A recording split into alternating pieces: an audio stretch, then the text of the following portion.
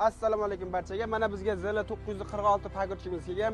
Mingyu brenddan o'tgan safar sizlarga aytganim mikserlisi bo'lsa, bunisi boshqacha variantda ishlangan. Mana vilkali ham kavushli. Endi buni ro'yxatda tanishtirgan bo'lsam, ana endi buni ishlashini aytadigan bo'lsak, birinchi o'rinda kavushni aytamiz. Kavushining hajmi 1.4 kubaga ega. Kavush bizda sharoitlarga juda yaxshi, qum, shag'al, tog'li joylarda ishlasa ham bo'ladi, zavodlarda ishlasa ham bo'ladi.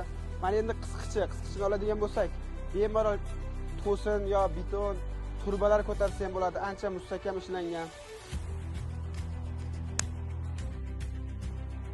Mana endi buni motorlar bilan tanishtiraman. Buni motori U-chay motor bo'lib, 307 motor hisoblanadi.